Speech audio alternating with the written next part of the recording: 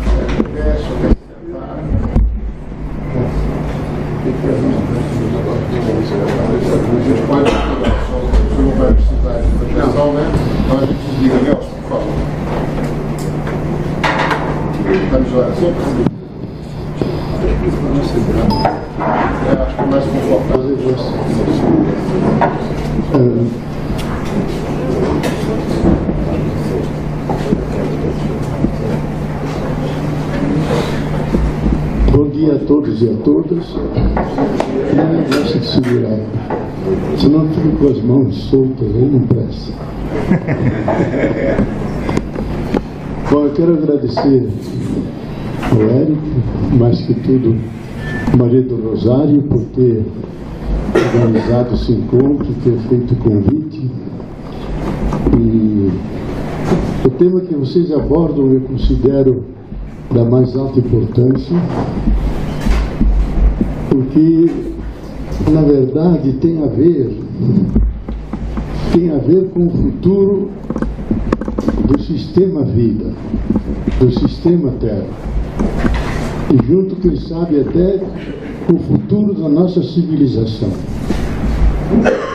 porque a nossa cultura técnico-científica, que foi elaborada no século XVI pelos pais fundadores, Kepler, Newton, Descartes e Francis Bacon, nos trouxeram imensas vantagens. Nos levaram à Lua, nos trouxeram de volta, inventaram o antibiótico, vivemos muito mais, transformaram a face do nosso planeta, e nós temos que reconhecer isso.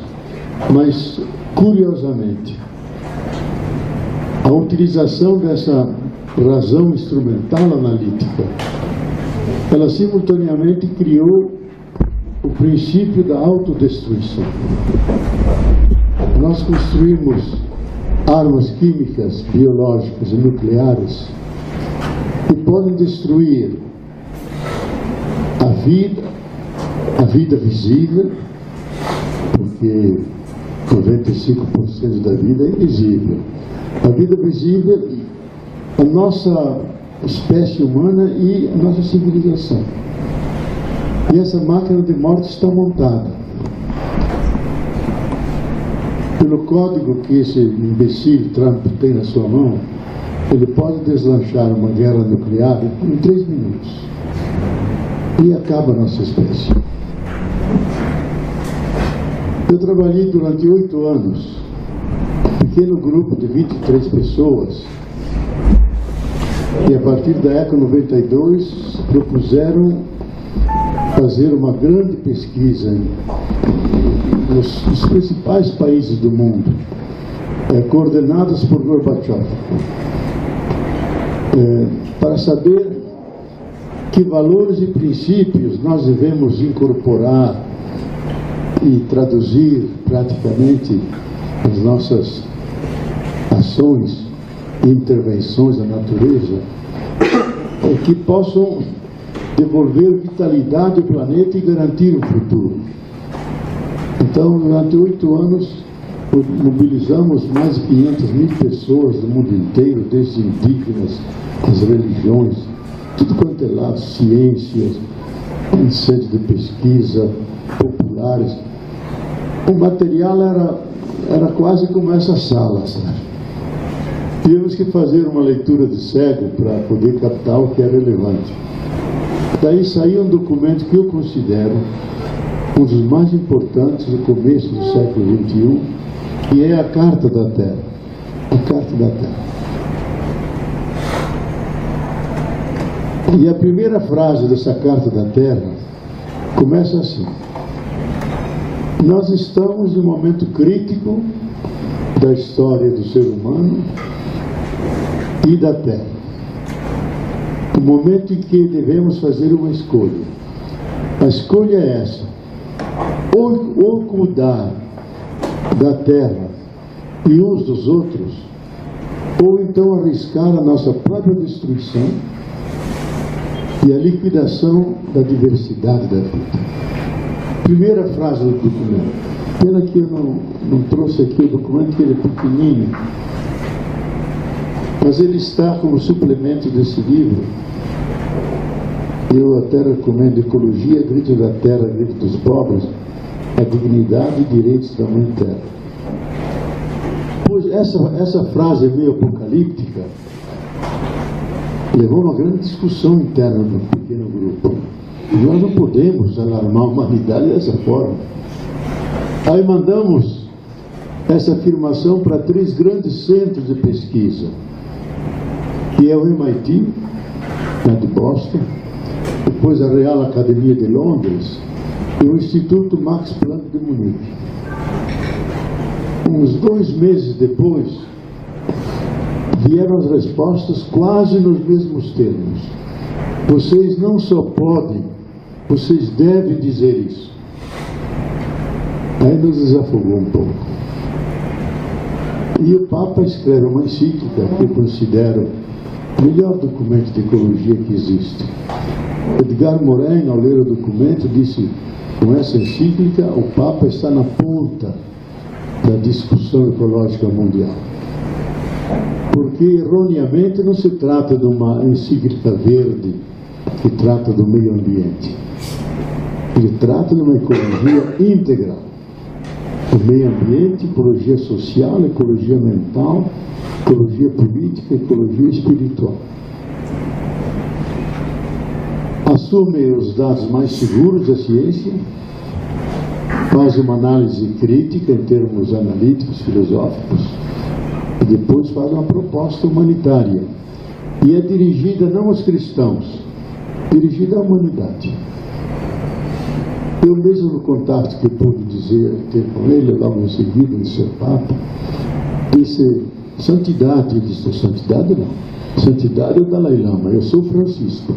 Então você pode ver o estilo do homem. Eu disse: olha, Francisco, o problema não é a igreja, as religiões. O problema é a terra, a vida, a humanidade. O senhor tem que escrever uma grande encíclica, se acessório dos melhores nomes das ciências hoje, e faça um documento que se dirige à humanidade. E ele fez. Que é esse Laudato Si, no hino de São Francisco. Ele faz elogio do sol, da lua, chama todos os irmãos e irmãs. Mas o importante é o subtítulo: Cuidando da Casa Comum. Não fala terra, casa comum. E a categoria-chave: cuidado. Cuidar da casa comum. Então, nós estamos em um momento grave da nossa história, como nunca antes. Daí a importância de uma reflexão como essa. Eu gostaria de fazer um pouco essa reflexão introdutória mesmo, sobre como nós entendemos hoje, a partir da nova cosmologia, a Terra e a vida.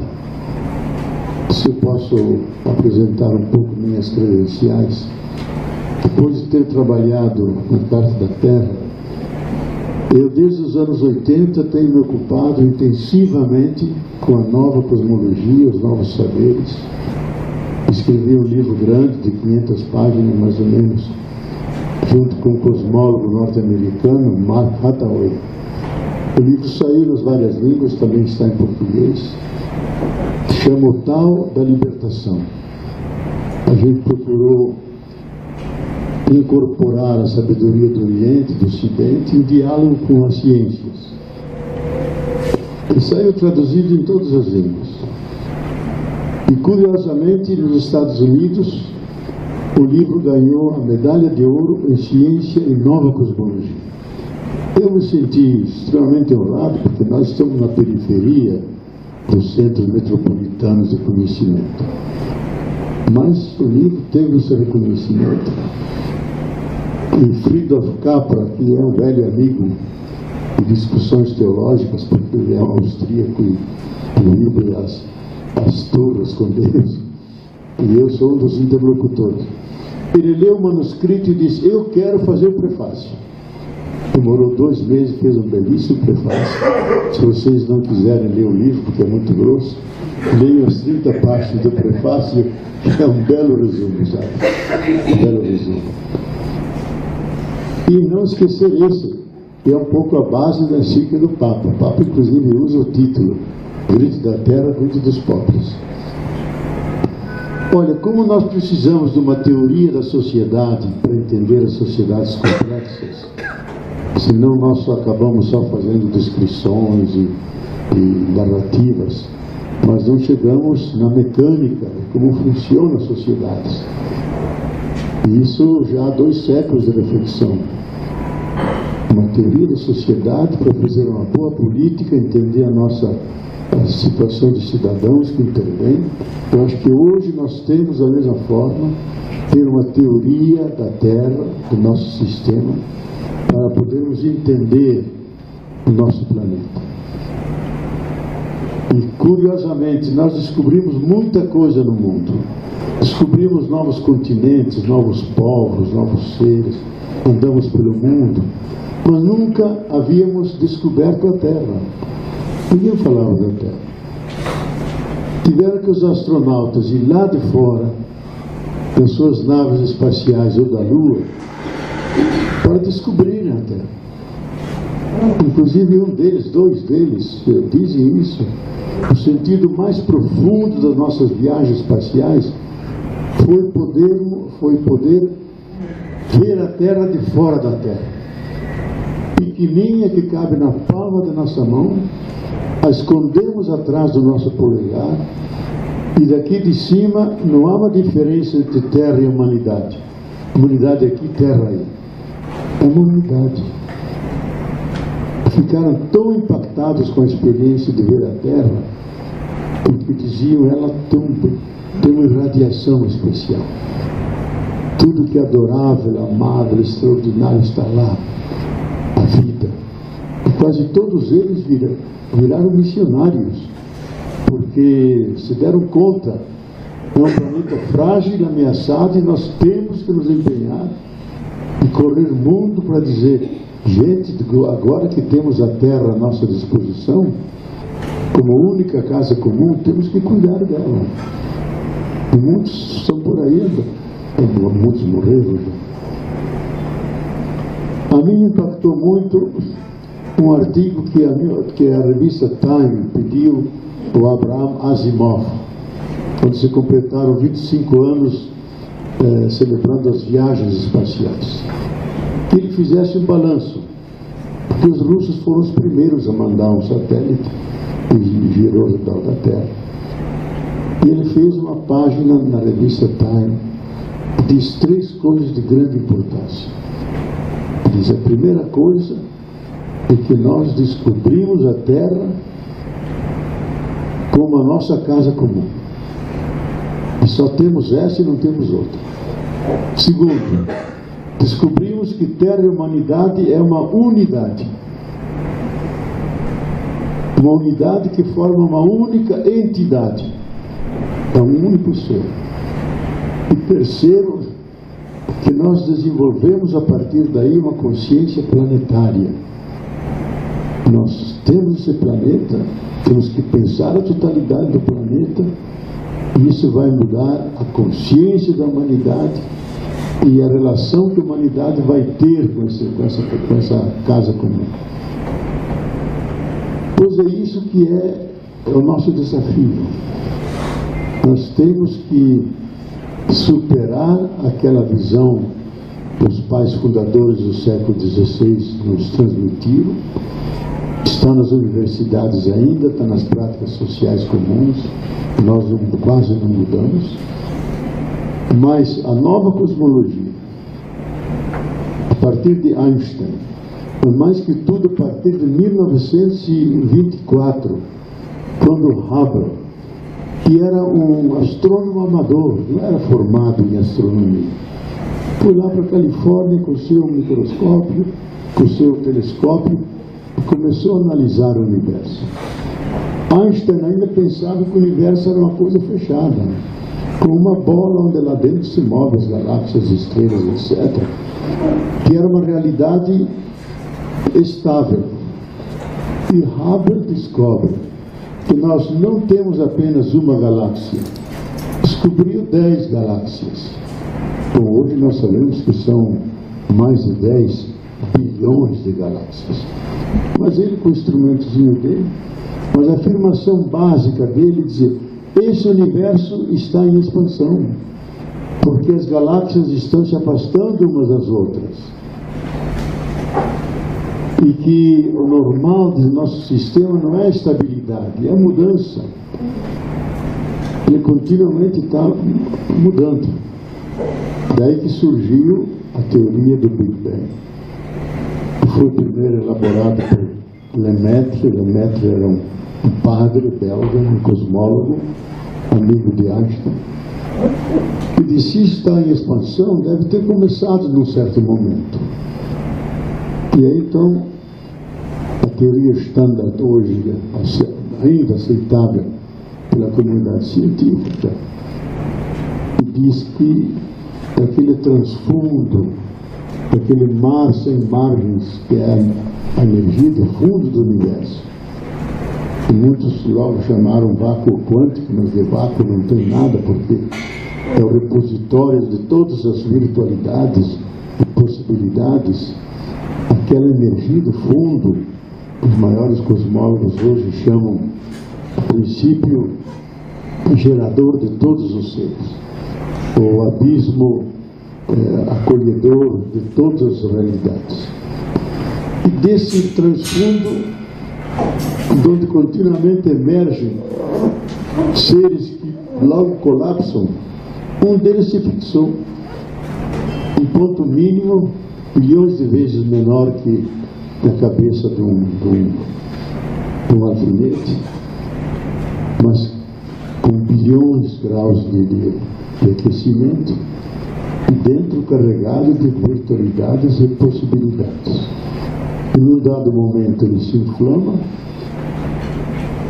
e os cosmólogos usam a palavra, ele se inflaciona, só que nós podemos falar porque fica ruim para nós. Inflação é outro termo. Ele se inflama no tamanho de uma maçã e depois explode.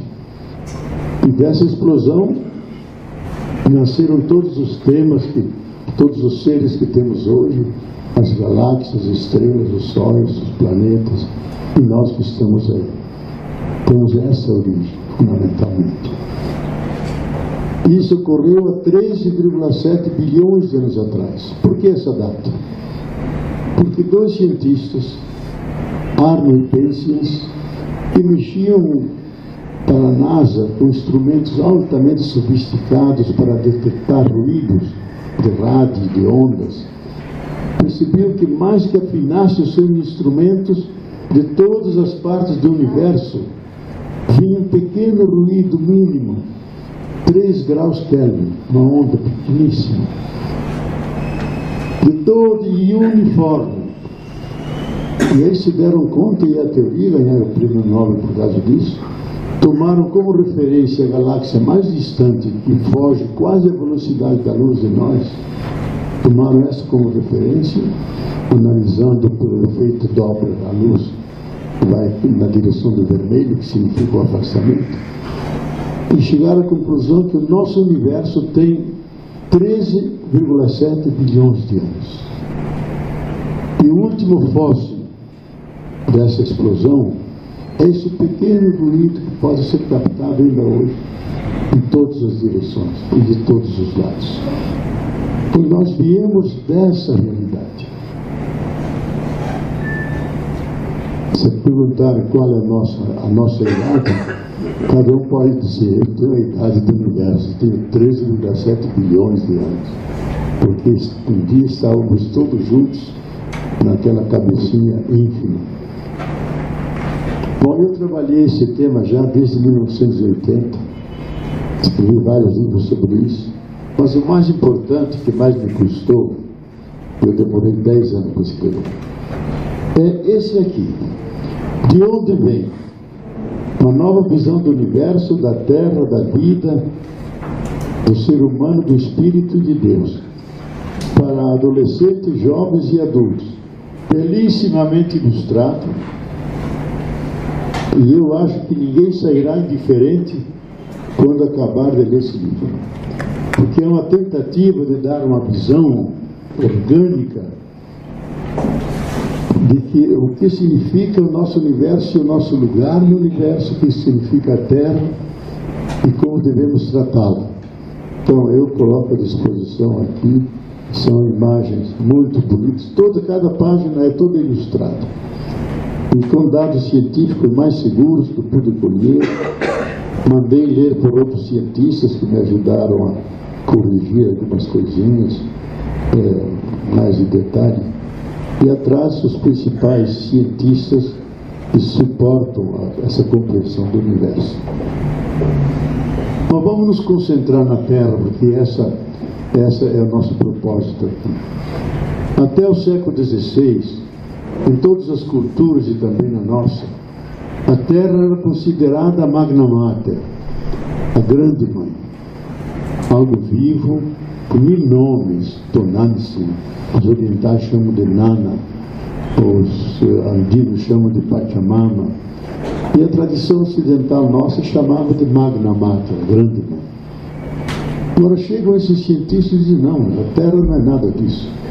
A Terra é um ser inerte, que está aí à nossa disposição, especialmente Descartes diz isso. E nós podemos medir, e vem a Terra, curiosamente, isso eu nunca acabo de compreender. Eles analisam a Terra como se analisam uma pedra, como se sobre a Terra não houvesse florestas, animais, seres humanos. Não, a Terra que deve ser matematizada. Então a fórmula é: tudo tem que ser matematizado, porque é o código da moderna ciência. Aquilo que não pode se transformar numa fórmula científica e matemática não conta. Terra, vida, natureza, etc., não dá para analisar. O próprio Einstein dizia: a vida deixa para as religiões. A nossa ciência não temos condições de analisar a vida. E pior ainda, para analisar a vida temos que matá-la, levá-la para o laboratório e analisar. Que ciência é essa que tem que matar a vida para poder saber o que é a vida? Com a nova cosmologia tudo isso mudou. A Terra não é mais como pensavam eles, um baú cheio de recursos. Eu não gosto da palavra recursos, porque ela é muito materialista, sabe? Melhor é bens e serviços naturais. Os andinos indígenas falam as bondades da natureza. Nós que somos todos secularizados, recursos, desde recursos humanos, recursos naturais. Quando na verdade não é, são serviços, bens e serviços que a Terra presta. Ela já tem 4,45 bilhões de anos. Então, quando as crianças, a gente fez teste e começa a ler o livro, Ela é uma imensa bola de fogo. Como é que era possível que a Terra era uma bola de fogo? Depois virou uma bola de água. Como é que é possível bola de água? E lentamente, 2 anos depois, surgiram os continentes, que são os de hoje. Primeiro só um, a Pangeia. E curiosamente, nós temos um privilégio. Que as primeiras terras que emergiram daquele mar oceano originário é na região de Brasília. É o Cerrado. Por isso que o Cerrado chegou ao seu clímax. Se você degrada o Cerrado, ele não consegue se recuperar. São as terras mais velhas da história do nosso planeta. E elas se fixaram ali. Então a Terra começou a ser vista a partir dos astronautas, mas especialmente de um cientista que trabalhava com outros 100 cientistas para a NASA, James Lovelock, médico, químico, astrônomo, estava vivo com mais de 90 anos.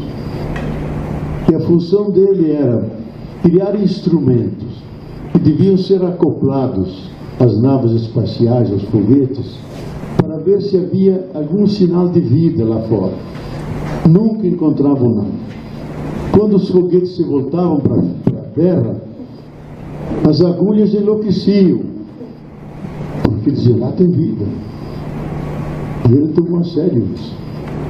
Então o grupo dele fez uma comparação entre a Terra e os 2 planetas vizinhos, Vênus e Marte. Comparou todos os elementos físico-químicos da escala de Mendeleev, que vocês conhecem, são 92, já 100 mais ou menos. E aí se deu conta que a Terra tem um equilíbrio tão sutil de todos os elementos que só um ser vivo pode fazer isso. Então, há milhões de anos, a Terra sempre tem 25% de oxigênio. Se caísse para 15, nós todos desmaiaríamos. Se subisse a 30, ninguém podia acender um fósforo aqui, porque pegaria fogo. A salinização dos oceanos há bilhões de anos é 3,4%. Se caísse para 2, seria como no Mar Morto, teria vida. Se chegasse a 6, mesma forma, desapareceria toda a vida marinha, ela que estabiliza os climas e que garante a vida. E assim, todos os elementos, ele se deu conta que a Terra é um super-organismo vivo que se autorregula de tal forma que ela continuamente produz e reproduz vida e garante essa estabilidade que nós temos para que a vida continue viva.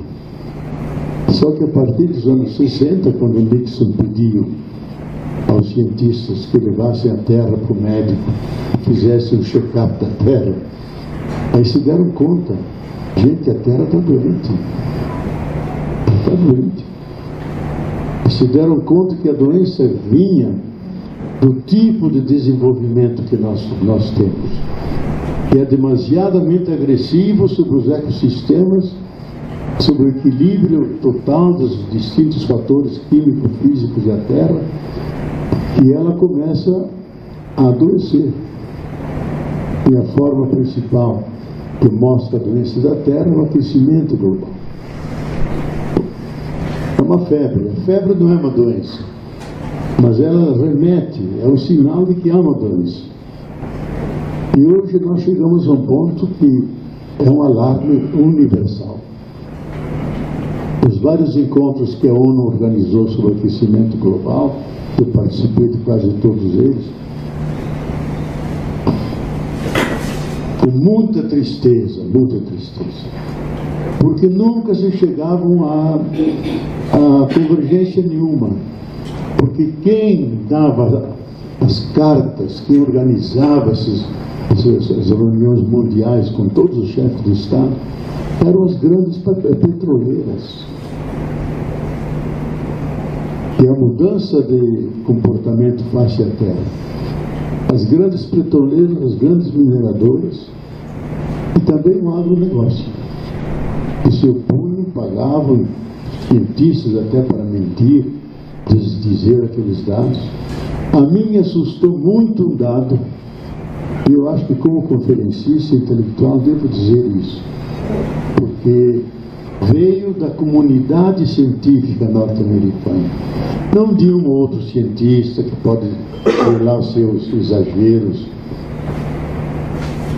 como vários deles são exagerados, como Rees, por exemplo, o grande astrônomo, herdeiro da cátedra de Newton de Londres, escreveu o livro A Hora Final, em português. Estamos na iminência do colapso da Terra, da civilização, é a hora final. Faz um apelo para mudar, etc. Lógico, é uma opinião. Aqui não era a comunidade científica norte-americana, mandou para Cancún, que era a grande reunião sobre o aquecimento, um pequeno documento dizendo: se nós já agora, com grande intensidade, não fizermos grandes investimentos para que a Terra não chegue a 2 graus, no próximo nós estamos ainda abaixo. Entre os anos 25 a 30 desse século, nós vamos conhecer, possivelmente, lógico, a ciência trabalha com teorias, com possibilidades, ela não é uma ciência de dogmas. Entre os anos 25 a 30, nós podemos conhecer o aquecimento abrupto. E trazem experiências de séculos passados, milênios passados, a Terra passou por grandes crises, etc. Sempre encontrou seu equilíbrio. Aí dizem, a Terra pode chegar a 4, 5, 6 graus Celsius. Com essa temperatura, as formas de vida que nós conhecemos não vão subsistir, não vão conseguir se adaptar a esse clima, não vão conseguir evitar os efeitos danosos, e grande parte da espécie humana vai desaparecer.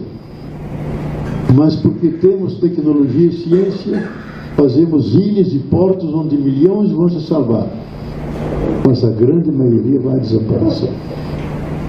A resposta do representante americano, que são reacionários, deve ser um discípulo do Trump, diz: esta é a última piada que a comunidade científica vem contar para a comunidade política. E matou a coisa.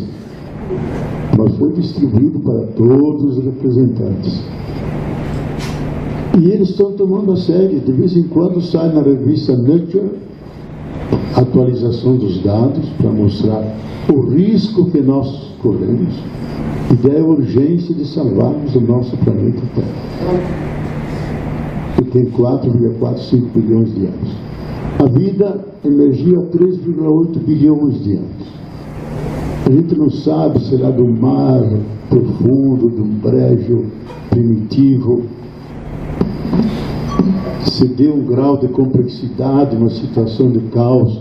O caos não é só caótico, o caos é generativo. Ele destrói uma ordem e permite a emergência da outra. Em todos os casos, emergiu a vida, uma bactéria. Depois foi se desenvolvendo e até aparecemos nós aqui. 3,8 bilhões de anos até hoje.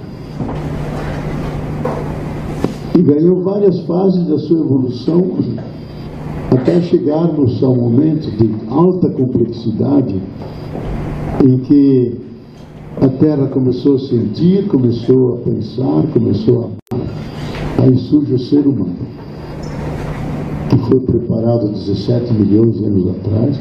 Quer dizer, na verdade ele já existia há 70 milhões de anos atrás. O nosso ancestral era pequenininho, um pouquinho menor que um coelho, e vivia na copa das árvores, tremendo de medo que algum dinossauro podia pegá-los. Curiosamente, em termos da evolução, quando surgiu esse ser, surgiram as flores. Parece que o universo quis preparar um berço para esse ser. Se alimentava de flores e brotos. Você sabe a grande catástrofe de 70 milhões de anos atrás. Caiu um meteoro enorme na América Central, abalou todo o sistema Terra, e no abrir e fechar de olhos sumiram os dinossauros, que viveram 133 milhões de anos sobre o planeta. E não é brincadeira, 133 milhões de anos. Como eles tinham sangue que podia se adaptar a todos os climas, eles podiam estar no Polo Norte, na parte amazônica, no sul, eles se adaptavam a isso. Desapareceram, porque não tinha mais alimento, morreram. Aí o nosso ancestral abaixou e começou a ser omnívoro, comer de tudo, e não só flores e frutos, e evoluir até que 17 milhões de anos então os antropóides, há 7, 9 milhões de anos aí surge o ser humano, e há 100 mil anos atrás nós, o Homo sapiens sapiens. Eu acrescentaria sapiens sapiens e demens, simultâneo, até 3 vezes demens, porque ele é demente, o que ele faz hoje é mais demência que sapiência. Surgiu o ser humano como expressão da própria Terra na sua evolução. Então, e a Terra conheceu 15 grandes dizimações, a Terra do Cambriano, há 560 milhões de anos atrás. 90% da vida foi embora, a carga biótica, 90%. Ela precisou 10 milhões de anos para refazer e ganhar a sua biodiversidade de novo. E assim 15 grandes dizimações, mas sempre a vida subsistiu. E aqui vem um dado que eu acho que é muito importante para vocês que mexem com a Terra. Quando a gente fala de vida, pensamos nós que estamos aqui vivos, plantas, animais, seres humanos. Isso é só 5% do reino da vida. 95% é vida invisível, que são vírus, bactérias e fungos. O maior biólogo vivo, que é Edward Wilson, que criou a palavra biodiversidade, tem livros muito importantes de serem lidos. A mim me impactou muito é o futuro da vida. Agora ele publicou que vai sair por esses dias. Ele deu uma entrevista na Globo News, velhinho, 90 anos. E quando deu umas aulas lá em Harvard, pude conversar com ele. E está sugerindo, o título é Health, metade da Terra. E está sugerindo e tentando ganhar um consenso, o maior número possível de pessoas, de reservar metade da Terra como uma reserva biológica para que todos os seres vivos possam ali encontrar o seu habitat, as suas condições físico-químicas, ecológicas para sobreviver.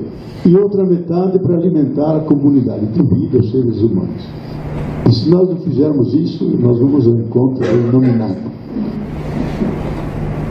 E o outro livro, o anterior a esse, chama Criação. Como salvar a vida no planeta. Que é uma carta que ele escreve a um pastor. Porque, segundo ele, há 2 forças importantes no mundo. Que é a ciência, a tecnociência, que regula toda a nossa vida, e sem ela nós não saberíamos nem usar o microfone, luz elétrica e nada. E outro são as religiões, que dão sentido à vida a milhões de pessoas, e alguns enchem de coragem de se transformar em homens bombas, mulheres bombas e se matarem. Nós temos que fazer a sagrada aliança dessas 2 forças, a força da religião e a força da ciência. A religião diz à ciência: façam ciência com consciência, a serviço da vida e não do mercado.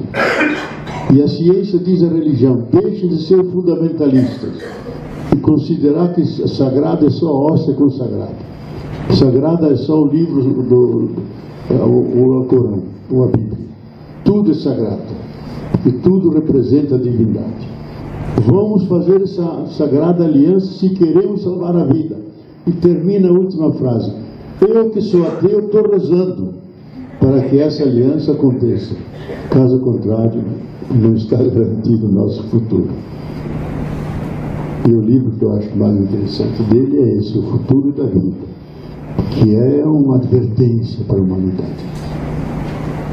Mas eu quero chegar aos dados que ele traz. para mostrar a importância da vida.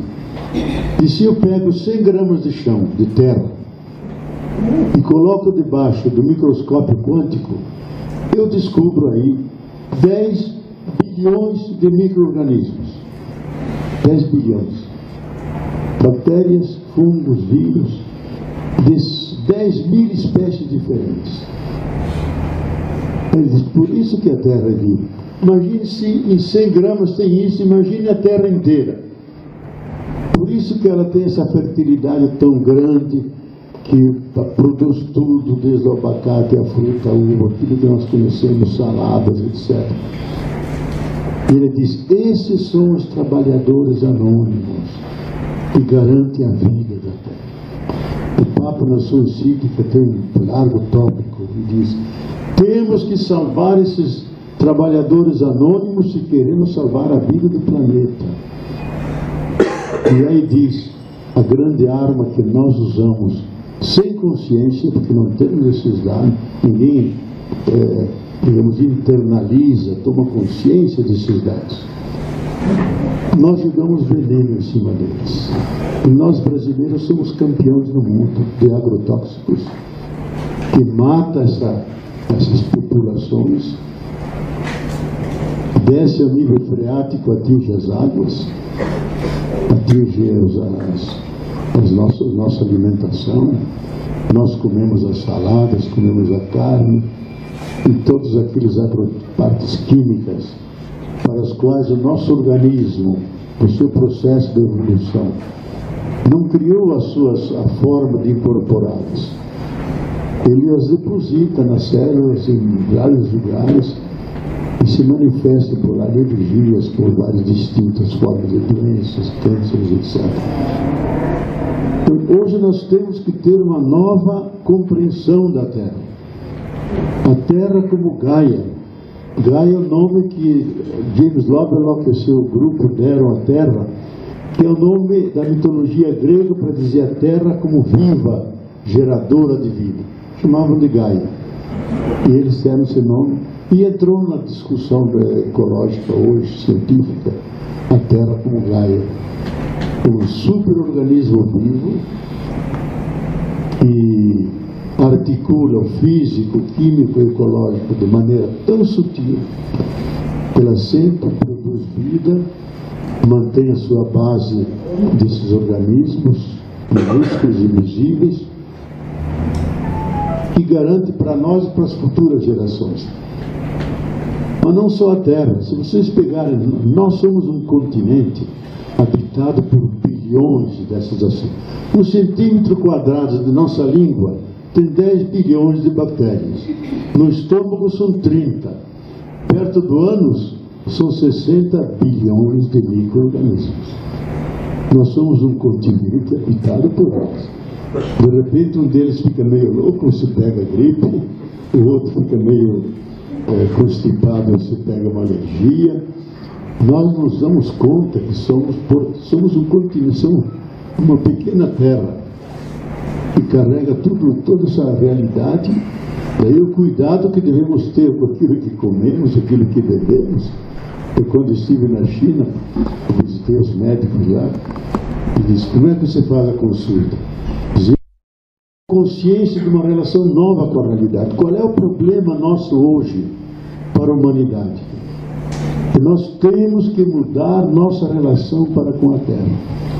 Até agora era a relação que veio do século XVI, e Descartes diz, claro que nós somos senhores e donos dessa realidade.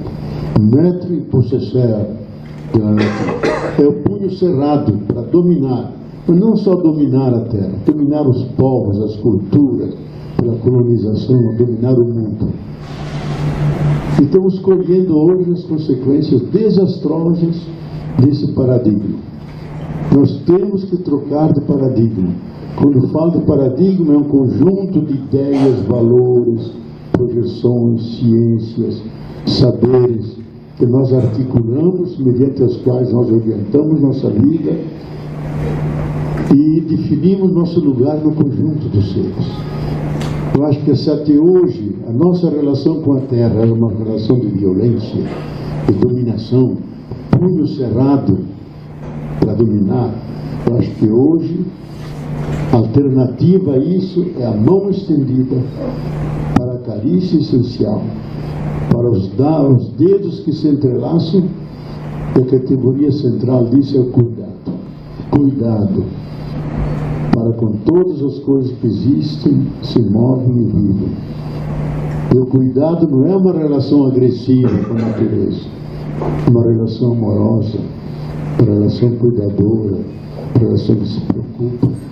Se nós temos essa visão da Terra diferente como as novas ciências, ciências da vida, ciências do universo, a nova cosmologia, a nova biologia, nos dizem, nos obrigam, se nós queremos ter futuro para nós e nossos filhos, isto é garantir a sustentabilidade, nós temos que mudar nossa relação com a Terra.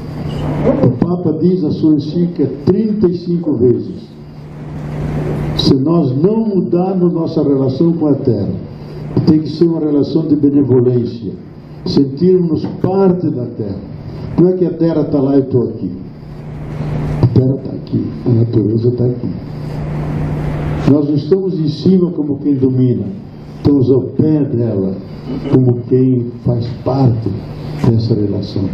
E dá como paradigma, logo no começo, a figura de São Francisco, que chamava todos os seres com o doce nome de irmãos e irmãs, que tirava a minhoca do caminho para não ser pisada, e quando via um galho quebrado, enfaixava com um paninho para ele se refazer, que no inverno, com as neves, as abelhas morriam, buscava mel por todos os lugares para fazer água doce, para salvar as abelhas.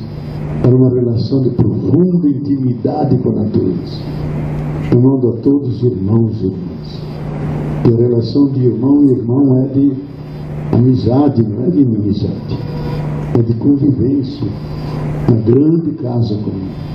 Então o Papa diz, esse que viveu 800 anos atrás, ele é moderno, velhos somos nós, que ainda castigamos a nossa casa comum. Ele não fala tanto de terra, fala de mãe terra, casa comum.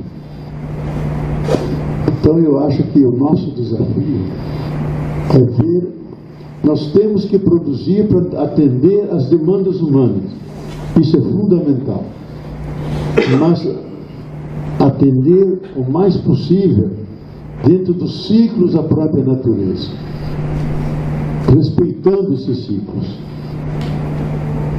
E hoje nós tiramos tanto da terra que ela precisa 1 ano e meio para repor o que nós tiramos. Então ela já não tem sustentabilidade. E se os países ricos do Atlântico Norte, Estados Unidos e Japão quisessem socializar o bem-estar que eles têm, isso vários cientistas e economistas, ecólogos deles, eu mesmo sou muito próximo porque trabalhamos juntos na ONU. Paul Krugman, que é um prêmio Nobel de Economia, se interessa pelo lado ecológico e fez os cálculos. Se nós quisermos socializar esse bem-estar que é de alguns, nós precisamos de 4 terras iguais a essa. Nós não temos 4 terras, só temos essa. E estamos destruindo as bases físico-químicas que sustentam a vida na Terra. Então nós temos que produzir para atender demandas humanas, mas não só para nós, porque a Terra não criou só nós.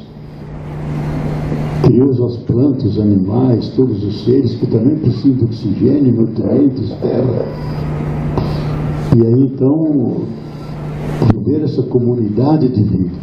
A Carta da Terra quase não fala de meio ambiente, porque nós queremos o ambiente inteiro, não o meio ambiente.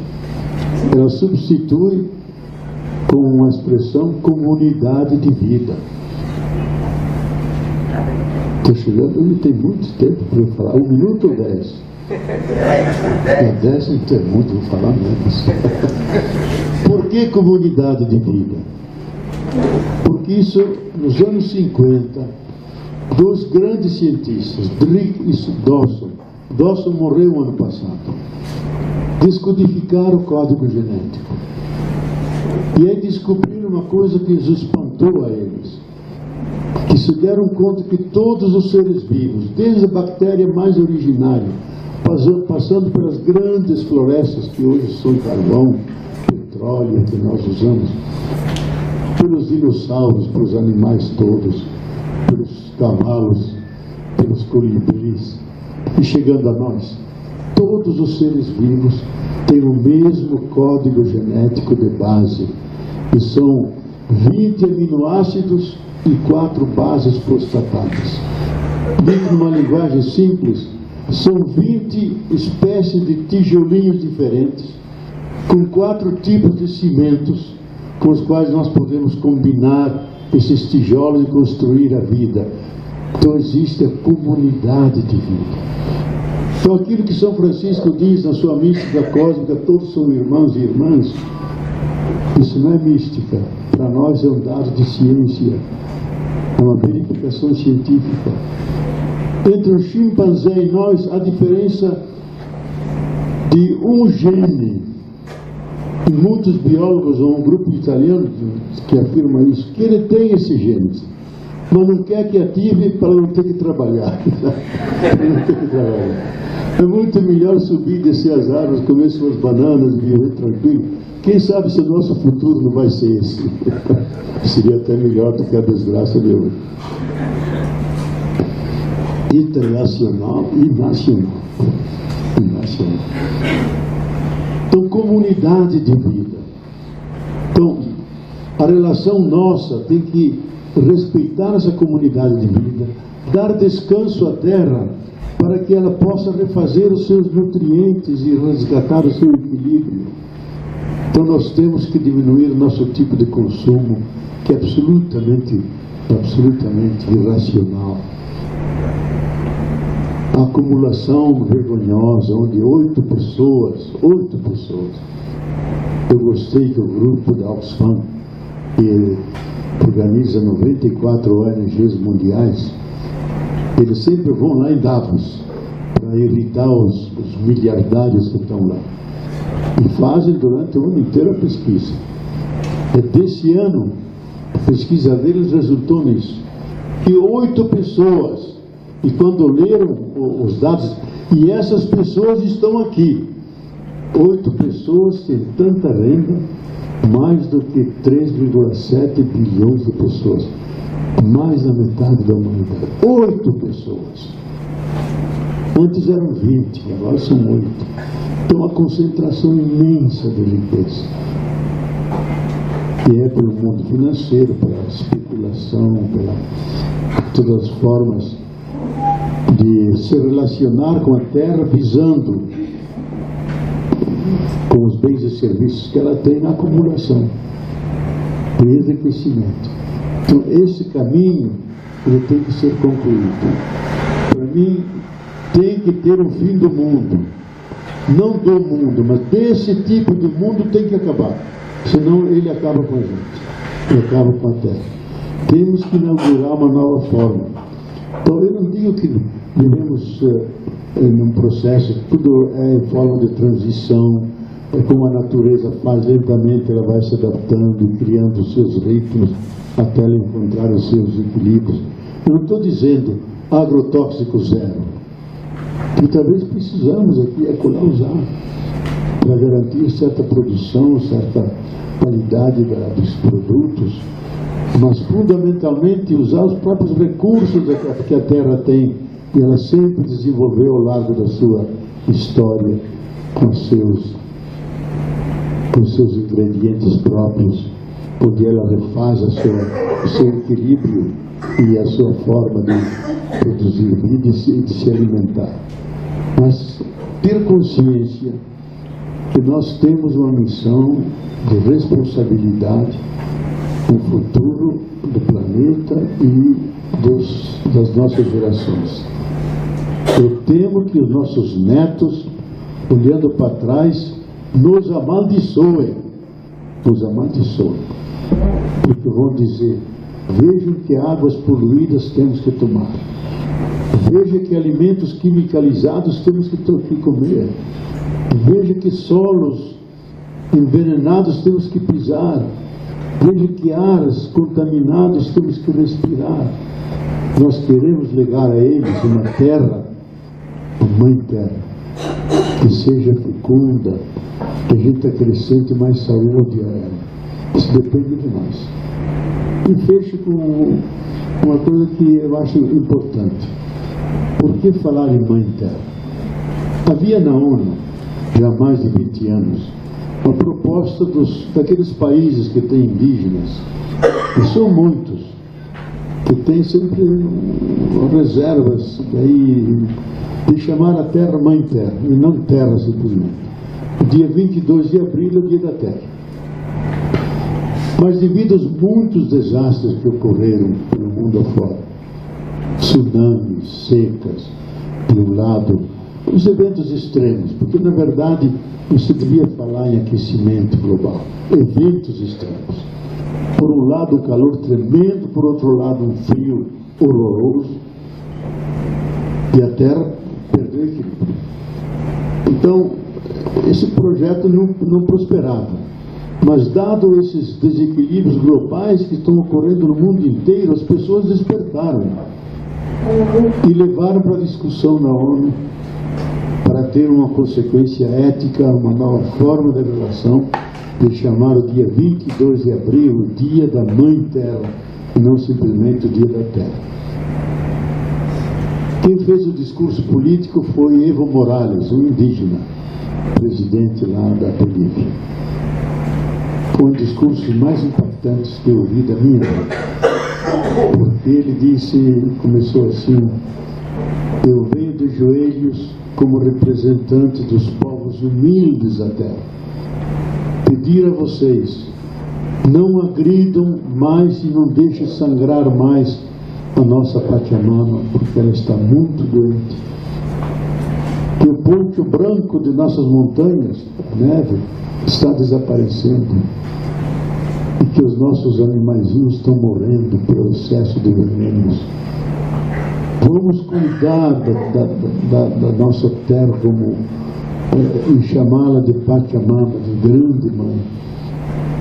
E aí ele faz o elenco dos direitos da Mãe Terra, os direitos dela ter um sangue limpo, que são as águas, dela respirar um ar bom, que ela possa refazer suas células, que ela possa ter nutrientes saudáveis, que ela possa pisar solos não contaminados, e os direitos da Mãe Terra. E aí faz uma pausa e diz, e olha, lá no semicírculo, e assustou todo mundo, sabe? Diz, ou nós destruímos o capitalismo, ou o capitalismo vai destruir a terra. Só os socialistas aplaudiram, todo o resto ficaram em silêncio. Mas teve a coragem de dizer isso. Depois pediram a mim para fazer um discurso mais ético, mais filosófico, mais teórico sobre a terra. Eu fiz o melhor que podia. Até falei com o líder do Wilson para embasar a minha argumentação, porque eu não sou cientista, eu venho de outro campo da ciência de saber. Fiz o meu discurso o melhor que pude. E quando eu disse que terra como solo, a gente cava, a gente faz o que quiser, compra, vende. Agora, quando falamos terra como mãe, a gente não compra, a gente não vende, a gente trata bem, a gente ama e venera. Pois essa atitude nós devemos tributar ao nosso planeta, chamá-lo de Mãe Terra. Aí todo mundo aplaudiu. E veio a votação unânime, 192 votos, que são 192 países, e foi unânime. Então, a partir disso foi no dia 22 de abril de 2009. Então, dia 22 de abril será o dia da Mãe Terra. Lá na ONU tem uma cúpula vazia. E eu fiz um desafio ao Ban Ki-moon, o secretário, que o senhor coloque, eles estão fazendo a reforma da ONU. Até trouxeram os quadros grandes de Portinari, e logo, quando você entra na ONU, vê na parede aqueles quadros enormes, que agora foram reparados e voltaram. Lá tem uma cúpula vazia. Disse, senhor secretário-geral, agora que estão fazendo a reforma, coloque nesse vazio dessa cúpula um globo terrestre, desses belíssimos que nós vemos. E quando vocês se sentem perplexos, não sabem que soluções tomar, invoquem a Mãe Terra lá em cima, que ela vai iluminar a vocês para os melhores caminhos. Ele disse que ia fazer. E no que vem tem uma viagem para os Estados Unidos, vou ver se ele colocou ou não colocou. Então, para concluir, eu não quero alarmar ninguém, eu acho que a gente não deve alarmar. A gente tem que ser fiel àquilo que é o mais seguro hoje. E cada vez mais cresce a consciência coletiva de que nós precisamos cuidar. E mais crescem alternativas às formas de produção de alimentos livres de agrotóxicos, de agroecologia, porque no mundo inteiro está crescendo isso, que é um pouco, eu acho que é um apelo da própria terra, que através de nós está suscitando uma consciência que devemos mudar. Eu acho que nós vamos mudar, porque a vida é mais forte que a morte. E se a vida está ameaçada, é que o Papa termina a sua encíclica e cita 3 vezes um texto, que é do livro da Sabedoria. Deus é o soberano amante da vida. Se Deus é o soberano amante da vida, e essa vida um dia foi assumida pelo seu Filho, eternizada lá no seio da Trindade, não vai deixar que essa vida desapareça miseravelmente por causa da nossa falta de cuidado. Nós vamos despertar, vamos ganhar um novo nível de consciência, um novo patamar de consciência, como tantas vezes ocorreu na história, e vamos fazer dessa terra realmente a casa comum, onde todos estão incluídos, inclusive a natureza, até as ervas daninhas. Eu fiz uma colaboração na encíclica, mandei um textozinho do Papa para fazer uma piada, porque o homem vive perturbado de tanta coisa. Porque São Francisco pede a seus frades que nos hortos que eles fazem nas suas plantações, deixem um cantinho para as ervas daninhas, as ervas silvestres, porque elas, do jeito delas, louvam a Deus.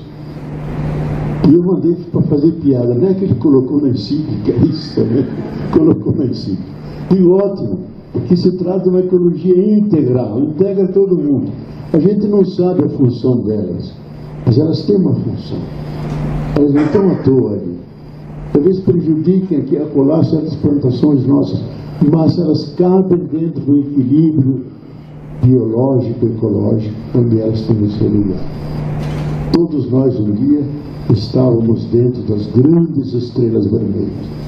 Depois daquela explosão, formaram seus gases, grandes estrelas vermelhas, queimaram por 4 bilhões de anos, mas dentro dela formaram todos os elementos da escala Mendeleev: o ferro, o oxigênio, o hélio, o zinco, todos os elementos. E elas explodiram, morreram, espalharam aquilo para todas as partes e criaram o atual universo que nós conhecemos. Então, se nós nascemos no coração das estrelas, é sinal de que nós nascemos para brilhar e não para sofrer, para cuidar dessa herança sagrada que recebemos, para que ela continue a ser nossa mãe, nossa casa comum com todos os demais seres que conosco formam a comunidade de vida. Então, despertemos nossas consciências, busquemos uma relação adequada com a Terra, que não a faça sofrer muito, que atenda a nossa necessidade. Façamos uma caminhada, que lentamente fazemos processos onde vamos nos purificando e recuperando o equilíbrio perdido, e assim podemos ser não só filhos e filhas da Terra, nós somos a própria Terra, que chegou a um ponto em que ela se deu conta que ela tem que mudar para melhor, e isso será a nossa felicidade. E viveremos uma sociedade, como diz Paulo Freire, que não seja tão malvada e que não seja tão difícil o amor para com todas as coisas. Muito obrigado.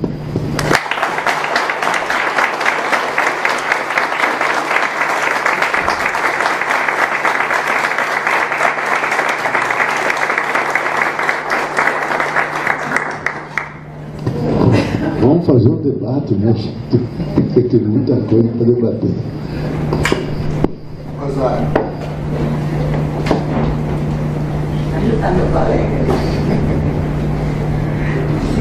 Nós estamos com uma... Pega o outro microfone. Então, nós vamos fazer o debate. Acho que algumas perguntas, né? Mas, que, Rosário, quanto tempo a gente tem? Pega o outro Eu vou falar aqui, Augusto. Não, mas fala no mesmo microfone. Gente, ele está aberto a perguntas. Nós temos também um tempo para ser respeitado. Nós gostaríamos de sugerir que as perguntas sejam objetivas, que a gente se inscreva e, quiçá, 5 perguntas possam atender ao grupo todo. Pode ser? Quem gostaria? Seu nome, por favor? Walter quer fazer uma pergunta. Walter, Chiquinho. Ana Flávia. Se pudesse falar no microfone também. Mais alguém aqui?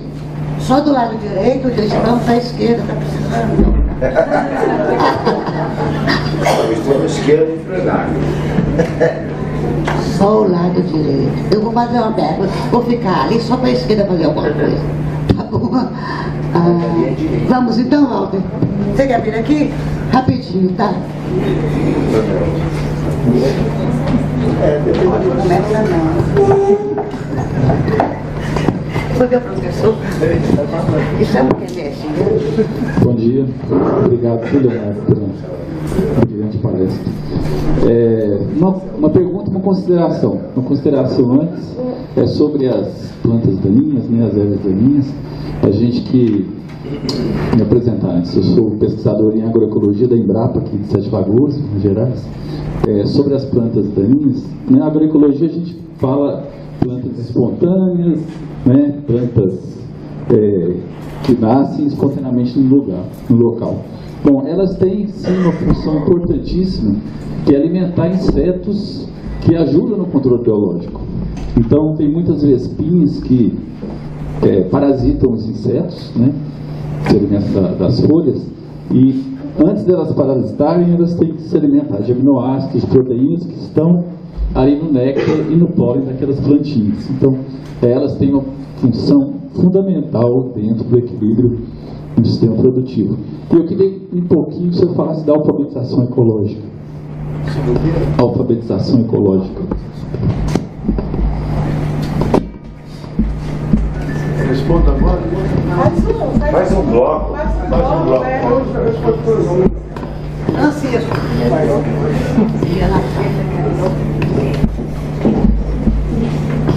Bom dia, meu nome é Francisco Alves. Eu queria fazer 2 perguntas, mas a segunda é curiosidade minha, você responde se quiser, claro. A primeira é sobre a questão da unidade terra e humanidade, que é uma questão fundamental, e eu queria, na sua opinião, qual é o grande obstáculo para a compreensão dessa unidade? No meu entender, é a própria ONU, que é um grande obstáculo, que levou pelo menos 4 décadas para reconhecer que o aquecimento existe e é resultado da ação humana. E isso ela só reconheceu nesse século. A segunda pergunta, responde se quiser, mas é a respeito da sua relação com a atual igreja. Quer dizer, esse Papa, que vem da mesma ordem que o senhor, e por que até agora não deu nenhum passo no sentido de desfazer aquilo que o Ratzinger fez, que foi caçar um grupo grande de teólogos, dentre eles você?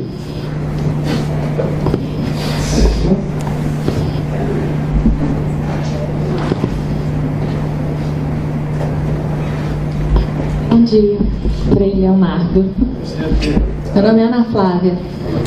Eu trabalho na Escola de Saúde Pública do Estado de Minas e eu estudo um pouco a vulnerabilidade humana às mudanças climáticas aqui.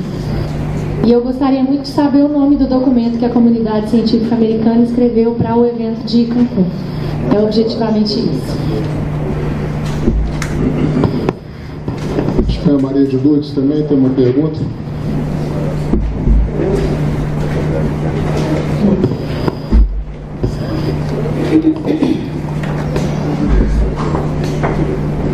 Bom dia a todos. Maria de Lourdes, do Instituto Mineiro Agropecuário, Cidade Administrativa. Complementando o destaque do Walter em relação às plantas daninhas, um complemento que saiu hoje na Agrolim, o Brasil importou 119 mil toneladas do glifosato em 2016. Então a gente vê essa preocupação imensa em eliminar plantas daninhas, mas elas têm um benefício na agricultura. Então isso aí tem que ser bem repensado, principalmente com o procedimento que vem incentivando e ampliando o uso de transgênicos. Então você usa transgênicos e ao mesmo tempo você demanda grande uso de herbicidas, porque essas plantas são resistentes ao herbicidas. Então a gente vê aí também esse paradigma. Obrigada, parabéns pela palestra.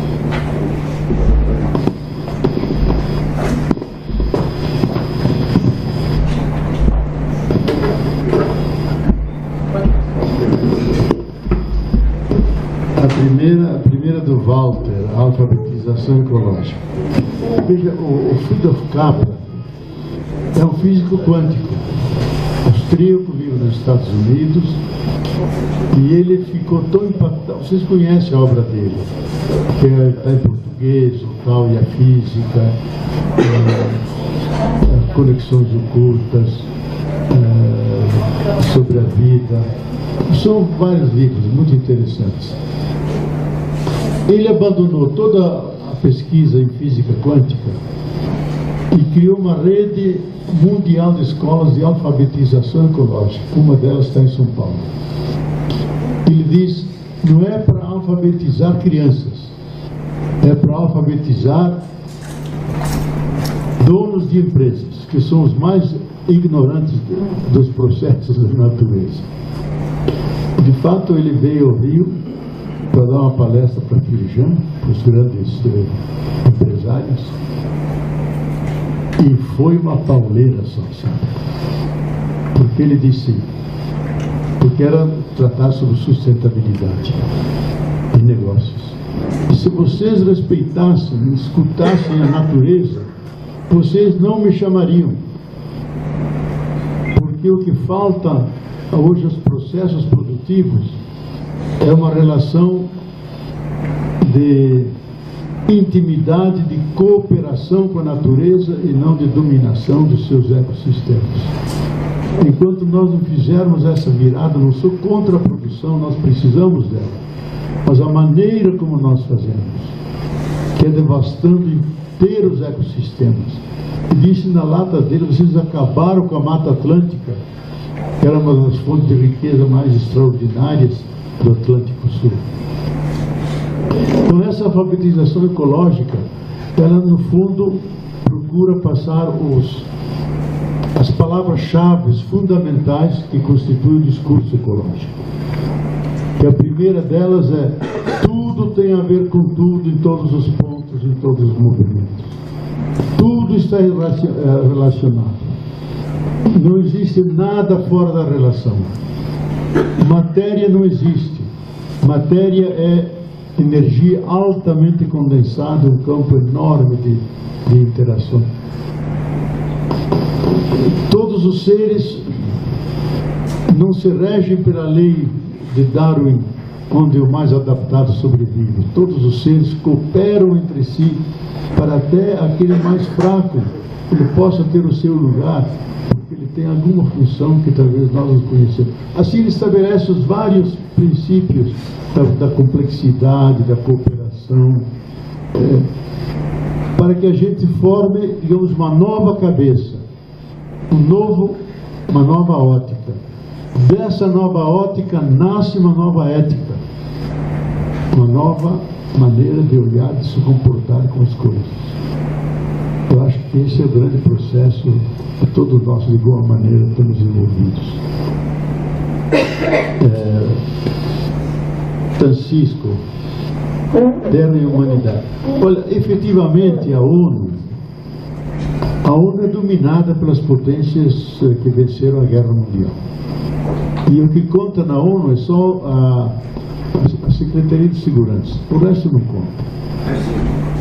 Eu mesmo dei assessoria lá ao Miguel Descoto, que há 2 semanas faleceu, era o presidente da Assembleia da ONU. E ele mais um grande número de cientistas, juristas, economistas, filósofos, tentou criar as bases de uma nova ONU e tinha conseguido o apoio de 139 países. A sede dela seria na Nigéria, um pouco no centro do mundo, voltado para lá. Ele, François Altard e eu fizemos o núcleo teórico, porque a ONU tem o núcleo fundamental do desenvolvimento sustentável e a paz. Aqui era o bem comum da Terra e da humanidade. Quais são os bens comuns da Terra e da humanidade? Ao redor disso, organizar, então, as várias instâncias. E aí chamou os grandes economistas, como Stiglitz, Prêmio Nobel de Economia. Lá estava Paul Krugman, estava esse biólogo que falei, Wilson, todos dando a sua contribuição nas várias instâncias. Quem montava os bancos não seria mais um banco central, o Banco Mundial da ONU, mas seriam bancos regionais. E a essência do projeto ecológico era o biorregionalismo, dar importância a cada região. E a partir daí você pode garantir a sustentabilidade. E não um conceito mais global que toma a Terra como um todo, sem dar-se conta das diferenças de ecossistemas, de climas, etc. O biorregionalismo, que une cultura, tradição, natureza, produção, pequenas empresas, quer dizer, criando pequenos mundos, mais ou menos autônomos, mas relacionados, criando uma grande rede.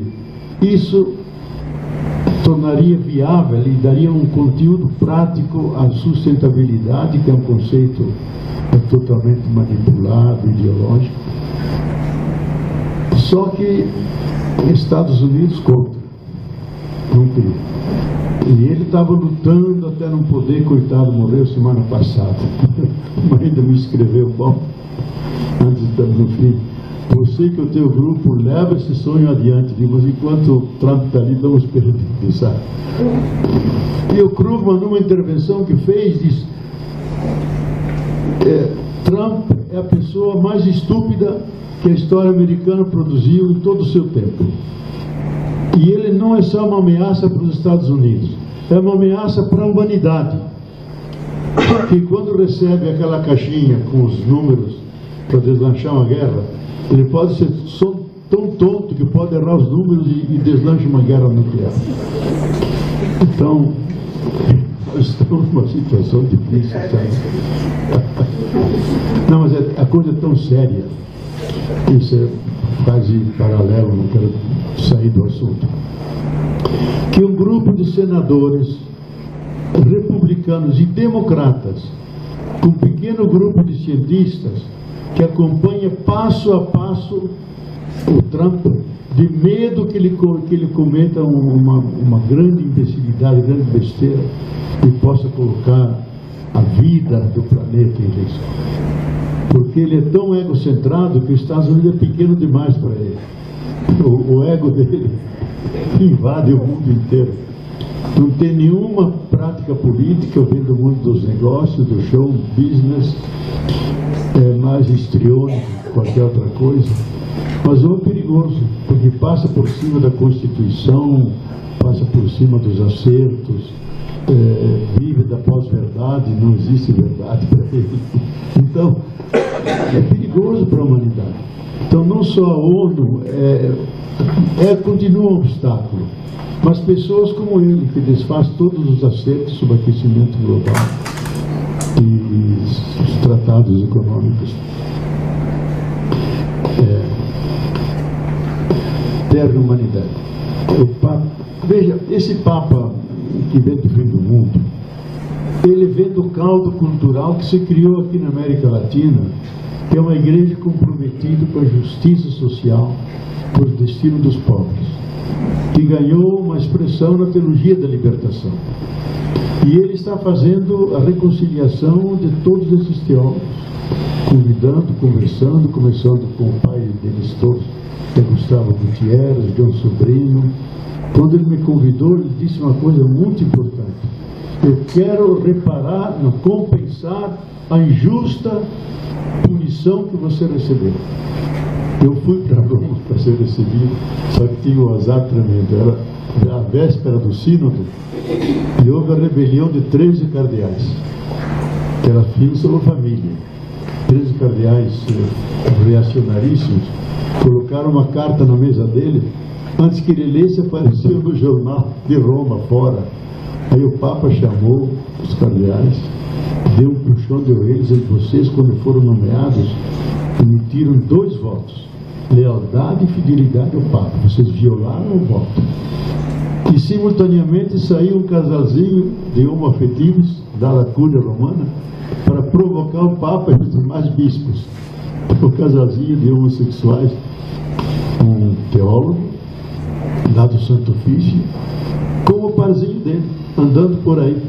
O Papa ficou maluco, entendeu como provocação. Aí mandou dizer a mim: não dá para receber, não tenho condições, e eu estou esperando que ele me convide de novo. Então ele está fazendo,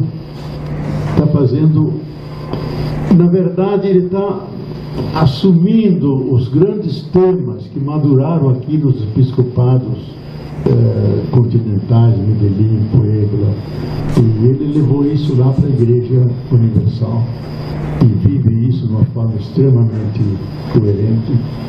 Não vive nos palácios pontifícios, come na fila, e ele disse no telefone: assim é mais difícil que me envenene.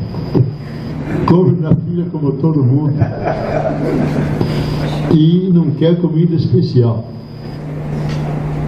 E o embaixador argentino, que era amigo nosso, tomava todo dia chimarrão com ele, e através dele que eu mandava os recados.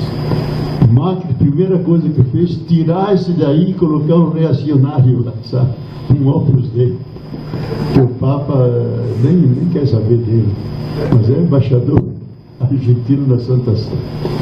Então nós estamos bem com esse Papa. É uma primavera para a igreja. Eu pessoalmente acho que nesse vazio de lideranças mundiais que existem, para mim existem 2 grandes líderes mundiais que falam a consciência das pessoas e dos governos, que é Dalai Lama e o Papa Francisco, escutado por todo mundo como uma figura ética profundamente ligada ao discurso da paz, do diálogo, e já 3 vezes disse: nós estamos dentro da 3ª Guerra Mundial, porque há 40 frentes de guerra com alta letalidade. A gente nem ouve falar do Sudão, já se matou mais de 1 milhão de pessoas no Sudão. E na Ucrânia, no Oriente Médio, 40 frentes de guerra, e cada vez mais com armas letais, com medo que utilize aquelas pequenas bombas do tamanho de uma maleta de um executivo. Existem muitas dessas, especialmente no fim da Guerra Fria, que lançadas sobre Belo Horizonte não destrói nada, mas dá uma radioatividade que por 30, 40 anos ninguém vai poder viver aqui. É como em Chernobyl. Você não pode ficar mais de 15 minutos, senão se pega um câncer, pega alguma doença de pele, alguma coisa. E isso é o grande temor, que essas coisas já estejam na mão dos terroristas, porque a primeira coisa quando mataram Gaddafi foi se apropriar dos elementos radioativos que ele tinha enterrados no deserto, e eles pegaram aquilo tudo. Eles não têm ainda a tecnologia de como fazer, mas têm os materiais básicos. Então nós vivemos um pouco à mercê de algo que poderá significar uma tragédia para muitos lugares do mundo. Ana Flávia, você tem que me dar o teu e-mail, que eu não tenho aqui. E te mando a referência. E lá tem um site onde se pode entrar, etc. E tá o documento lá. Maria de Lourdes, os transgênicos. Os transgênicos, eles nasceram numa boa intenção de aumentar a produção de alimentos do mundo. Só que a coisa caiu no mercado, e o mercado não está interessado em alimentar o mundo, está interessado em ganhar dinheiro. Então, cria um problema cientificamente ainda discutível no mundo científico, porque a gente não sabe as consequências dessas mudanças, porque a evolução trabalhou milhões de anos para criar o equilíbrio de agora. A gente intervém no código genético e não sabe as consequências que isso poderá trazer aos seres humanos, ao equilíbrio da vida, especialmente aqueles elementos que a natureza não criou. Tem um famoso livro com o título A Morte do Futuro, com o prefácio de Al Gore, onde vários cientistas estudam exatamente os efeitos possíveis, não é muito seguro, da utilização demasiada de transgênicos. O que poderá trazer lentamente dentro do código genético humano, que eventualmente poderá até trazer a infertilidade dos seres humanos. Eu mesmo acompanhei um pouco essa pesquisa e tive, por puro acaso, lá na comunidade europeia. Vocês sabem que os países nórdicos, Noruega, Suécia, depois a Alemanha, a França, eles estão tendo um crescimento negativo. Desde a Primeira Guerra Mundial, se acrescentou na Segunda Guerra Mundial, e uma grande esterilidade dos homens. E eles não sabem direito qual a causa. Eu, por acaso, encontrei um cientista que coordena o grupo de cientistas que estudam isso em nome da comunidade europeia. Eles acham, há várias teorias para explicar a infertilidade dos homens, da ordem de 10% por ano. Então, às vezes que a gente esteve na Noruega, na Suécia, é um grande problema que o governo discute. A Alemanha tem que importar todo ano 300 mil para manter o equilíbrio populacional. 300 mil. Eles fazem seleção, não é qualquer um que tem informação tecnológica, eles pagam alemão, dão casa, dão toda uma infraestrutura para poder manter um nível de população em que a raça alemã perdure, porque pelos cálculos deles, não sei, 2000 e tanto, vai sumir a raça alemã. Melhor seria a inglesa, porque eles fizeram miséria do mundo inteiro, sabe? Essa podia desaparecer. Então, uma das teorias deles seria: foram séculos de manipulação genética da alimentação humana, e está chegando ao código genético. A outra é que, como eles purificam todas as águas, mas não conseguem tirar o estrogênio da água das mulheres, e acabam deixando os homens inférteis. São várias teorias, nenhuma é segura, mas há o fato que é um desafio para a ciência. Então, isso eu digo que eu não sou em princípio contra condenar os transgênicos sem mais. E saber aquela justa medida que equilibra o trabalho da natureza com aquilo que nós fazemos, melhorando, atendendo necessidades, mas também com muito cuidado e consciência. E é uma questão de ética, e não só digamos, de comércio, de melhoria das espécies. Que consequências nós podemos mais ou menos prever? Então, o princípio da precaução é importante. Se eu não sei as consequências, eu não devo fazer. Agora, se eu mais ou menos prevejo, eu devo limitar, tomar consciência, impor limites a essa experiência, para que não haja consequências futuras que podem ser danosas para a espécie humana. Então, Então eu acho que, mais ou menos como aquilo que Einstein disse quando se estourou a primeira bomba atômica, diz: quando eu criei a teoria do átomo, o meu pavor era que fosse utilizado. Nós nunca deveríamos ter mexido nessa energia, porque ela é poderosa demais e a nossa inteligência não tem capacidade de controlar. Eu lembro que eu fui aluno ainda de Heisenberg, temos fundadores da física quântica. Eu fui aluno no último ano que ele deu aulas. Recordo como hoje, que ele sentado na ponta da mesa, dizendo: se eu pego um centímetro cúbico dessa madeira, e segundo a fórmula de Einstein, que posso transformar a matéria em pura energia, se eu transformar os milhões e milhões de átomos que estão nesse centímetro cúbico de madeira em pura energia, eu desestabilizo todo o sistema solar e atinjo talvez a nossa galáxia. Veja, esse pedacinho de madeira, e nós o fazemos bombas hoje com os átomos mais simples de hidrogênio, de plutônio, e não com essa poderosa força que está presente em todos os átomos. Então esse é o efeito, eu não acho que seja negativo isso. O ser humano chegou a um nível da sua evolução que ele se deu conta que ele pode manipular essas energias e construiu um instrumento para isso, que é a tecnociência. A ciência que descobre como funciona a natureza e a técnica como pode intervir. E aí entra um problema ético. Quanto eu posso intervir sem danificar o equilíbrio e sem prejudicar o ser humano? E como nós não somos muito fortes em ética, mas muito ciosos do mercado, do enriquecimento, etc., nós podemos chegar a um ponto em que temos que colher e aprender duras lições da nossa falta de responsabilidade e de consciência. Eu acho que era tudo, né? Muito obrigado.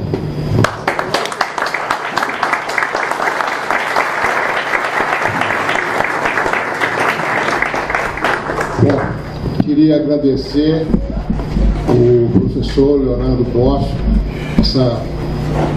esse brinde que ele nos deu, né? Em profundidade, em sabedoria. Acho que não esqueceremos nunca essas belíssimas palavras, né? Muito obrigado, viu, professor?